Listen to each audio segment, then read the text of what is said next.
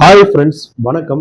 இந்த கம்ப்ரஸர் எவ்வளோ ஹீட்டாக இருக்குன்றத பாருங்க. தண்ணி ஊத்துறவொடனே எப்படி அந்த ஆவி ஸ்டீம் வாட்டர் பறக்கல அந்த அளவுக்கு பறக்குது பாருங்க. இதுக்கு மெயினான இஷ்யூ இந்த மிஷினில் என்னன்னு நீங்கள் பார்த்தீங்கன்னா, இந்த மிஷினுடைய கம்ப்ரஸர் ப்ராப்ளம். இந்த கம்ப்ரஸர் வந்து ஓவர் ஹீட் ஆகுது. எதனால காரணம் கேட்டிங்கன்னா, பம்பிங் ஃபெயிலியர் ஆயிடுச்சு. இந்த கம்ப்ரஸர் வந்து பம்பிங் ரொம்ப கம்மியாக தள்ளுறதுனால கம்ப்ரஸர் ஓவர் ஹீட் ஆகுது. இந்த மிஷின் வந்து பைப் லைனே கொஞ்சம் தூரமாக இருக்குன்ற காரணத்தினால ரொம்ப பம்பிங் லோவாக தள்ளுது. ஒரு சில மிஷின் வந்து பம்பிங் ஃபெயிலியர் நடக்கும். அந்த மாதிரி நடந்தால் இந்த மாதிரி ஓவர் ஹீட் ஆகும். இந்த மாதிரி அதிகமான ஹீட் நடக்கும்போது பிளாஸ்ட் ஆகிறதுக்கு உண்டான வாய்ப்புகள் நிறைய இருக்கு. ஒரு ஏசி ஓடலாம், ஏன் ஓடலைன்றத பேசிக் தெரிஞ்சுக்கிங்க. இல்லை முடிஞ்ச அளவுக்கு மிஷின் ஓடலாம் ஆஃப் பண்ணி வைக்கிறதுக்கு உண்டான வழிகளை பாருங்க. இதை தவிர்த்தீங்கன்னா இந்த மாதிரி நிறைய இஷ்யூஸஸ் நடக்குன்றதை நீங்க தெரிவிச்சுக்கிறேன். சரிங்களா?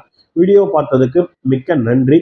உங்களுக்கு வேற என்ன டவுட் எதனா வேணும்னாலும் கமெண்ட் செக்ஷன்ல கேளுங்க. கண்டிப்பா நான் குயிக் அண்ட் ஃபாஸ்டா வீடியோ ரெடி பண்ணி தரேன். வீடியோ பார்த்ததுக்கு மிக்க நன்றி. வாழ்க வளமுடன்.